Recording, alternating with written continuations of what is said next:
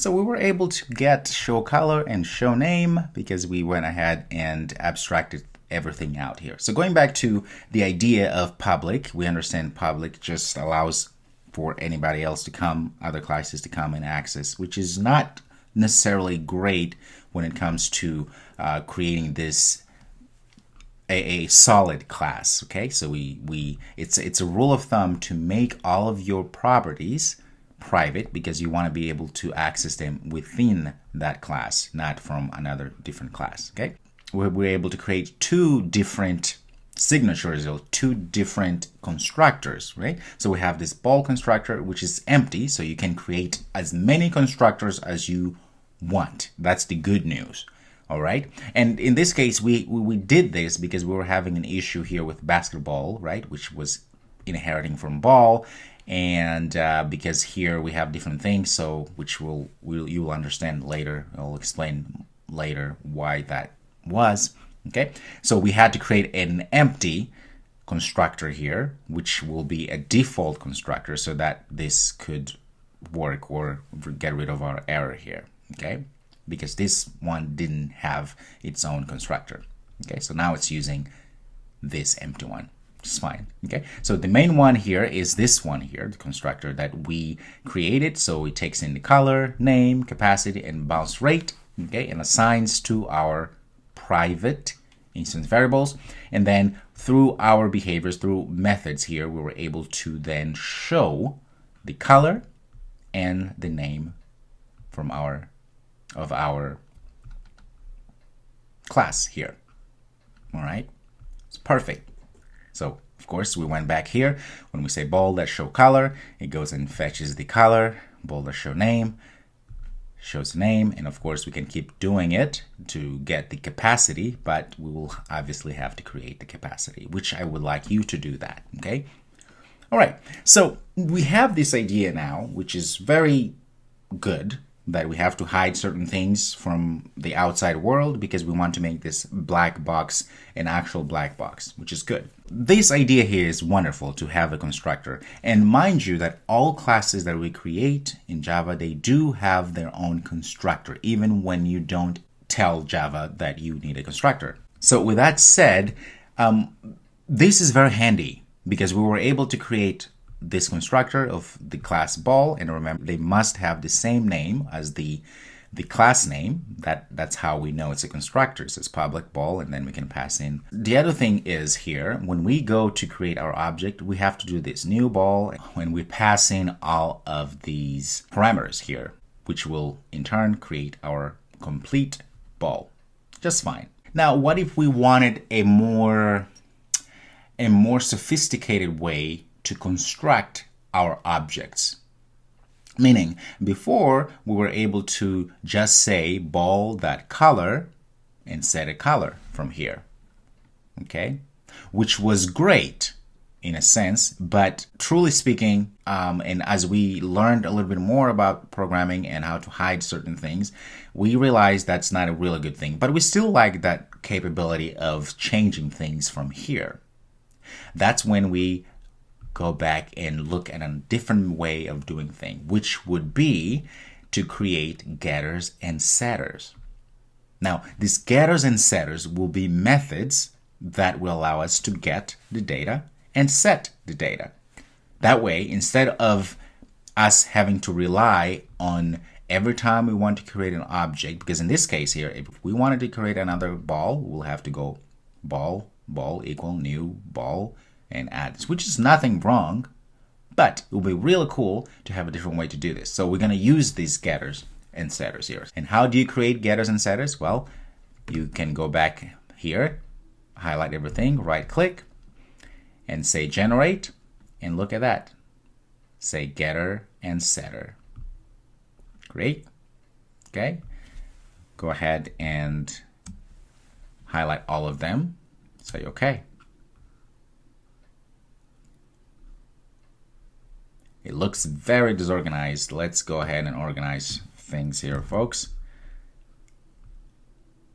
Let's put it here. There we go. So now we have get color, which returns color, set color, which allows us to enter a string of color, a color type here, okay? And look at this, it goes ahead and sets the color, right? The instance variable color to whatever we're passing here. So essentially, it's doing exactly the same thing that we did here, but in a more flexible way, because now we have methods that do just one thing. This one says set bounce rate, just that's that. Get bounce rate, that's all it does. Okay? So now, look at this. Now we can go back here. This still works. I noticed that once we added the getters and setters, and we still have these two different constructors here, and they're still working. That's not a problem at all. In fact, let's go ahead and pull this down here. It's not going to make any difference, but just for organizational purposes, we're going to put them here, okay, at the bottom. All right, so we still have everything, still will work. But now the beauty is, if you go here, this is wonderful. Now what we can do, check this out. Now I can say ball dot set, look at this, set name. I can right away set a name here, hello. Now check this out. We did, when we first created this object here, we set a name to be just ball. But check this out. Now we're saying, ball that set name, it's hello. So it's saying, it's going to this object and calling the set name method here and pass in whatever we pass in. In this case, even if you hover over, it tells you right away, hello. That's what it's being passed right now. So that means it's overriding whatever we set first, because now we're setting it to something different. Now we are becoming dynamic. Now we're changing things on the go. So if we save this and run, it says hello. What? Show color. Let's get rid of this so that we don't have too much. See, it says hello. It doesn't say just a ball, because you would think that would happen. Well, it's not anymore, because we're just setting a name dynamically to something else. If we go ahead and say ball, that set name again, new name, if you save, what do you think is going to happen? New name. So we are dynamically changing the name of our ball object. That is powerful, because now we can go and change each particular item, each particular property separately. Right? Now, check this out. We can go and say ball that set bounce rate to 123. We said here bounce rate was 45. Okay, if we go here and say ball, check this out. Say ball. Now, since we do have, these are called getters and setters. If we have setters, that means we have getters. That means we can actually go and get that value we just set. Check this out. So we say, now if we go ahead and say ball that get bounce rate, right? And let's put this inside of a system.out, because that's how it's gonna show. LN, and put it inside here.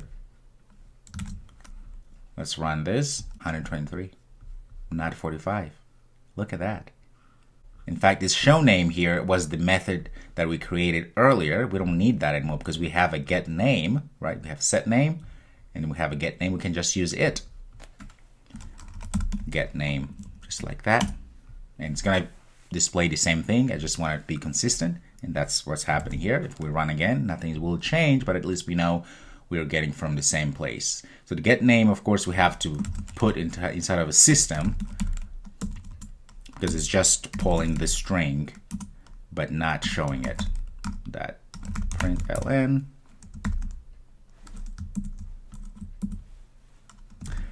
Okay, like that. Run, we should see the same thing. Name, new name, 123. I love it. It's great. Let's keep going. Let's say we want to change have we changed the color? We haven't. Let's go ahead and get rid of this and change the color. So ball dot set color, right? It's a string we pass in. We can say red, Okay. Of course, we're going to have to do the same. Or we can just put it all in the same line here.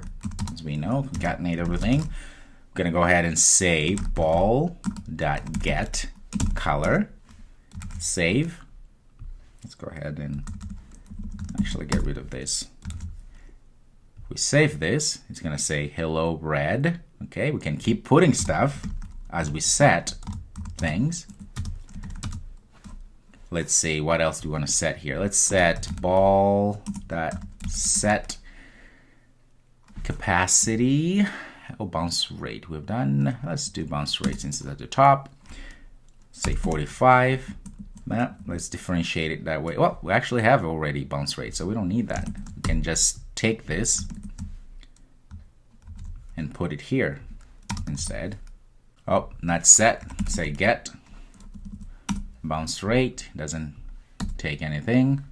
That means we have to set here. If not, it will just still get the 45, but we don't want that. So we can say ball that set b bounce rate to 345. Okay, let's set something else. Say ball that set capacity. In this case, let's say 3.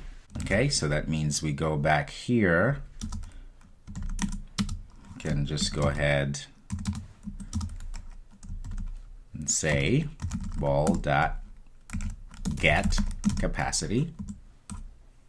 And guess what? It's going to get capacity and save. Let's save and run, and we're going to see one long line here. It says hello red 435 and 3.